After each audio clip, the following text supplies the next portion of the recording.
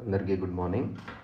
మెంటర్షిప్లో ఉన్న కొంతమంది మేము కన్సిస్టెంట్గా చదవలేకపోతున్నాం, మేము అనుకున్నట్టు ప్రిపరేషన్ చేయలేకపోతున్నాం అని మెసేజ్ చేస్తున్నారు.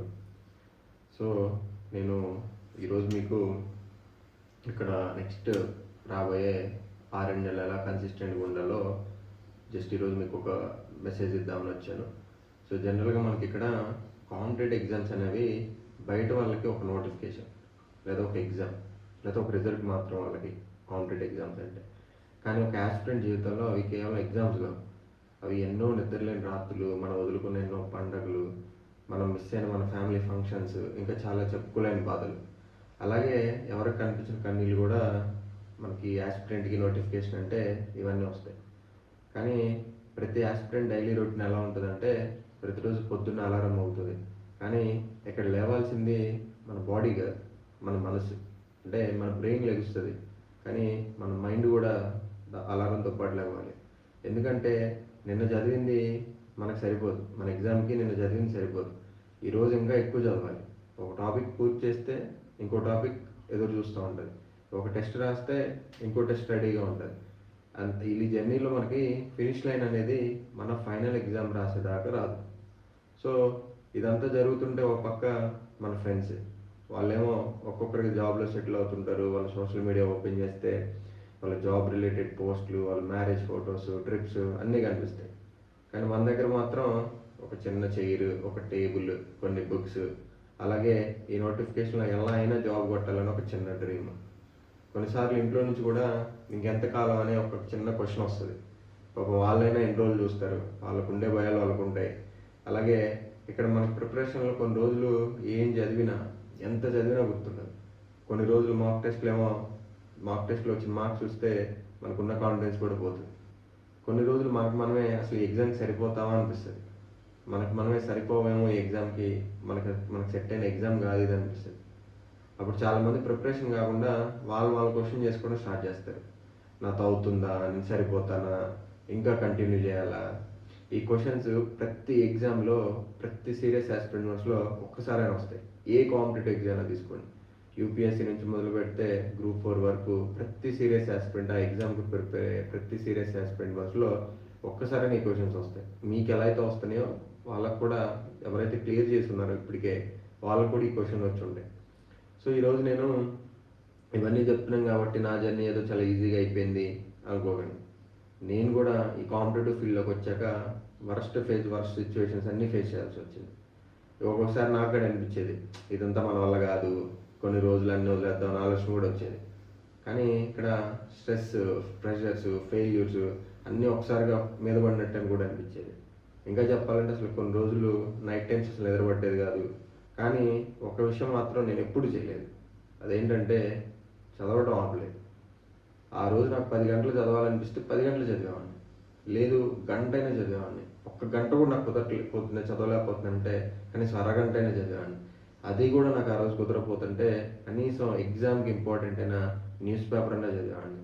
ఎందుకంటే నాకు ఒక విషయం మీద అయితే చాలా క్లారిటీ ఉంది, ప్రిపరేషన్లో బ్రేక్ తీసుకోవచ్చు కానీ అలవాట్లు బ్రేక్ తీసుకోకూడదు.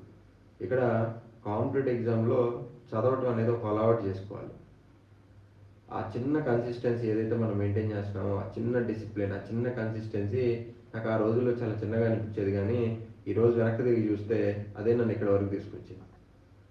అలాగే ఆ జర్నీ నాకు ఈ ఏపీపీఎస్సీ గ్రూప్ 2లో స్టేట్ 7th ర్యాంక్ తీసుకొచ్చింది. ఈరోజు నేను డిప్యూటీ తహసీల్దార్గా మీ ముందు రావడానికి కూడా కారణమైంది.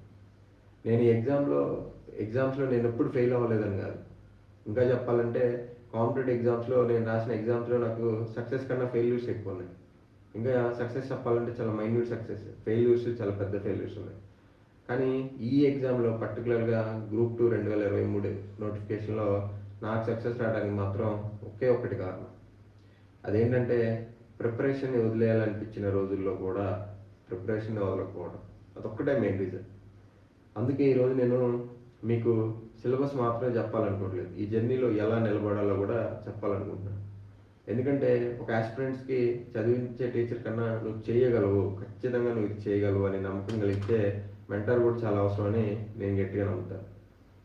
ఇక్కడ మీరందరూ ఎవరైతే ఈ గ్రూప్ 2 ప్రిపేర్ అవుతున్నారో ప్రజెంట్, మీ అందరూ ఒకటి గుర్తుపెట్టుకోండి, మనకి ప్రిపరేషన్లో స్ట్రెస్ రావడం తప్పు కాదు, ప్రెషర్ ఉండడం కూడా తప్పు కాదు, కొన్నిసార్లు ఏడవాలనిపిస్తుంది, అది తప్పు కాదు.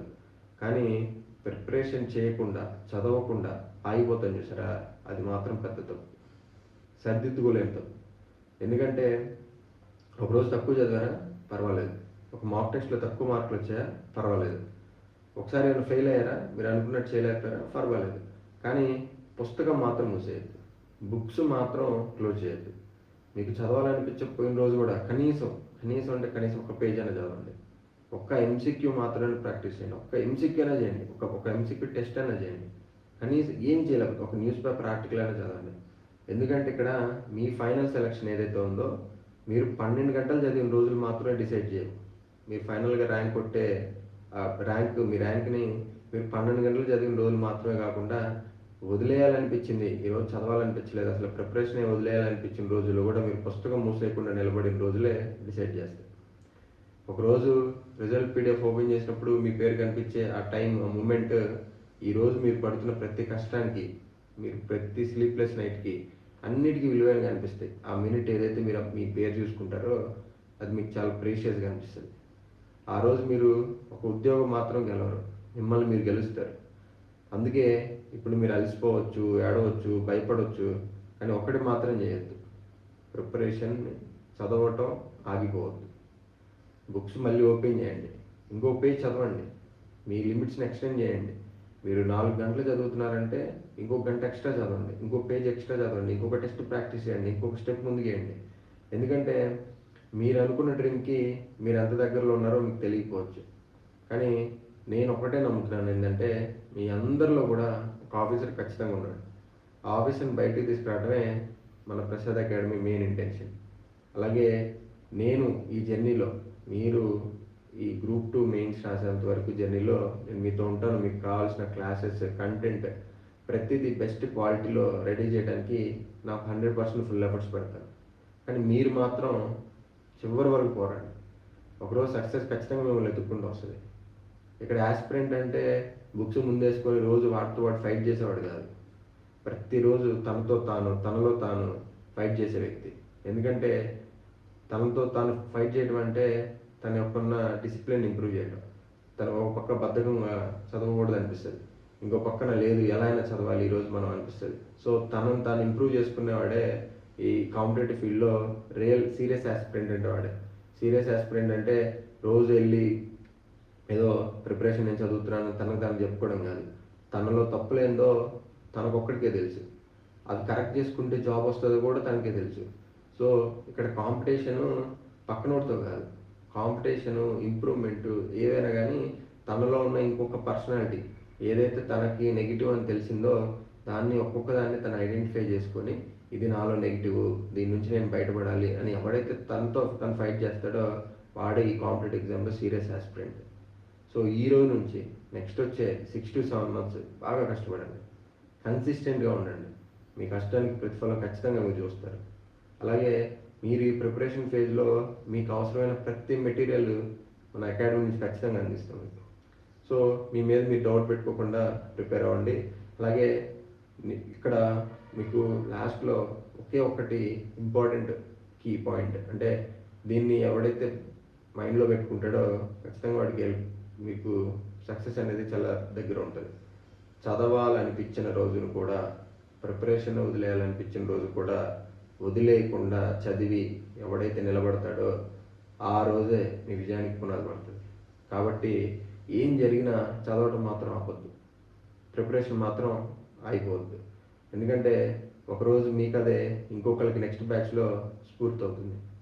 సో ఈరోజు కష్టంగా అనిపించవచ్చు, కానీ దాన్ని ఇష్టంగా చేయాల్సిందే. ఎందుకంటే మీ కష్టం ఈరోజు మీరు పెట్టే ప్రతి మినిట్ ఎక్స్ట్రా ఎఫర్ట్, మీకు ఓపిక అయిపోయింది ఇంకా నా వల్ల కాదు చదవటం అనిపించిన తర్వాత కూడా మీరు ఎక్స్ట్రా ఒక 5 minutes 10 minutes ఏదైతే చదువుతున్నారో అది మిమ్మల్ని ఖచ్చితంగా ఈ కాంపిటీషన్లో మిగతా నుంచి సపరేట్ చేస్తుంది. రోజుకి 5 గంటలు 6 గంటలు చదవటం మీరు లిమిట్ అనుకున్నారనుకోండి, స్టిల్ ఈరోజు ఇంకొక 5 నిమిషాలు, ఇంకొక 10 MCQ టెస్ట్ ప్రాక్టీస్, ఇంకొక 2 లైన్లు, ఇంకొక పేజ్ చదవాలని మీరు ఎప్పుడైతే మిమ్మల్ని మీరు పుష్ చేసుకుంటారో, ఆ కన్సిస్టెన్సీ ఎప్పుడైతే మెయింటైన్ చేస్తారో త్రూ అవుట్ ద ప్రిపరేషన్, అది మీకు జాబ్ వస్తుందా రాదా, వచ్చినా మీకు ఏ జాబ్ వస్తుంది, ఎగ్జిక్యూటివ్ వస్తుందా నాన్ ఎగ్జిక్యూటివ్ వస్తుందా, లేకపోతే మీరు వేరే ఎగ్జామ్స్ గ్రూప్ 2 కాదు మీరు ఏ ఎగ్జామ్స్ రాసినా అక్కడ మీరు సక్సెస్ అవుతారా లేదని డిసైడ్ చేసే ఏకైక కీ, ఒకే ఒక్క గోల్డెన్ వర్డ్ ఏంటంటే కన్సిస్టెన్సీ. సో నేను మిమ్మల్ని అందరినీ రిక్వెస్ట్ చేసేది ఏంటంటే, మీకు ఈరోజు చదవాలనిపించట్లేదు కానీ ఆ రోజు కూడా ప్రిపరేషన్ ఆపకూడదు. గ్యాప్ తీసుకోవాలంటే ఖచ్చితంగా తీసుకోవాలి. ఎలా తీసుకోవాలంటే ప్రతిరోజు మినిమం అమౌంట్ ఆఫ్ టైం చదువుకొని గ్యాప్ తీసుకొని కన్సిస్టెన్సీ మెయింటైన్ చేయండి. ఖచ్చితంగా వచ్చే 9-7 నెలల్లో ఫైనల్ రిజల్ట్స్ కూడా వచ్చే టైంకి ఖచ్చితంగా మీ పేరు ఆ ఫైనల్ పీడిఎఫ్లో ఉంటుంది. సో హార్డ్ వర్క్ చేయండి. ఎవరైతే కష్టపడతారో వాడికి లక్ కూడా వస్తుంది. కష్టపడకుండా లక్ రావాలన్నా రాదు. కాబట్టి ఫస్ట్ మన చేతుల్లో ఉన్నది హార్డ్ వర్క్ చేయడం. కాబట్టి కష్టపడండి. సో మీ కష్టానికి నా సైడ్ నుంచి ఎంతైతే హెల్ప్ చేయగలుగుతానో అంత హెల్ప్ మీకు ప్రసాద్ అకాడమీ నుంచి ఉంటుంది. So thank you.